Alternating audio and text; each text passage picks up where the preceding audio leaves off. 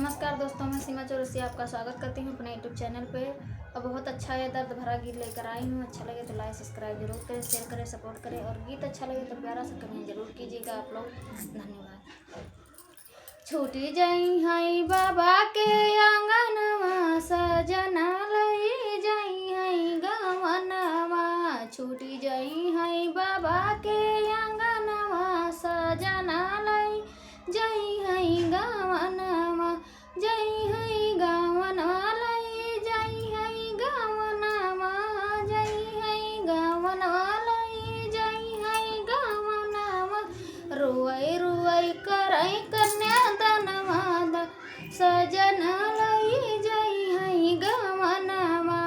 रुवई रुवई करई कन्यादानवा, सजना लई जाई हई गवनवा।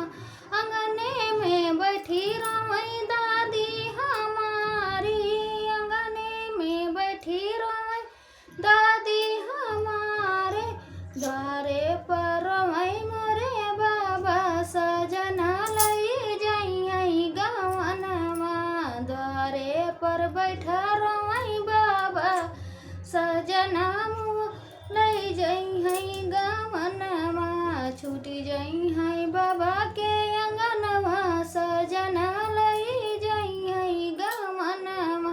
छूटी जाई हई बाबा के अंगनवा, सजना लई जाई हई गवनवा।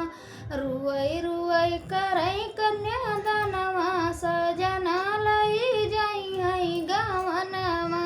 रुवई रुवई करई कन्यादानवा, सजना लई जाई हई गवनवा।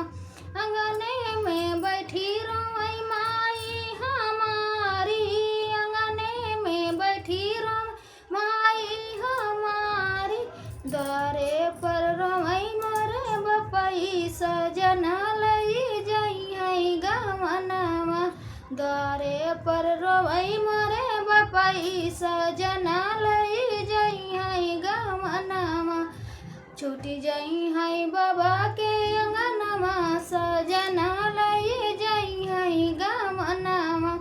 छूटी जाई हई बाबा के अंगनवा, सजना लई जाई हई गवनवा। अंगने में बैठी रोई चाची हमारी, अंगने में बैठी रोई चाची हमारी। द्वारे पर रोई मोरे चाचा, सजना लई जाई हई गवनवा। द्वारे पर रोई मोरे चाचा, सजना लई जाई हई गवनवा। छूटी जाई हई बाबा के अंगनवा, सजना लई जाई हई गवनवा। छूटी जाई हई बाबा के अंगनवा, सजना लई जाई हई गवनवा।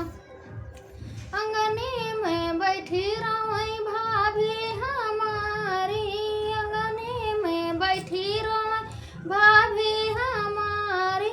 डलिया पकड़ी रोई भैया, सजना लई जाई हई गवनवा। डलिया पकड़ी रोई भैया, सजना लई जाई हई गवनवा। छूटी जाई हई बाबा के अंगनवा, सजना लई जाई हई गवनवा। छूटी जाई हई बाबा के अंगनवा, सजना लई जाई हई गवनवा। रुवई रुवई करई कन्यादानवा, सजना लई जाई हई गवनवा। रुवई रुवई करई कन्यादानवा, सजना लई जाई हई गवनवा। तो दोस्तों, हमारा गीत कैसा लगा आप लोग को, और गीत अच्छा लगे तो प्यारा सा कमेंट जरूर कीजिएगा आप लोग। धन्यवाद।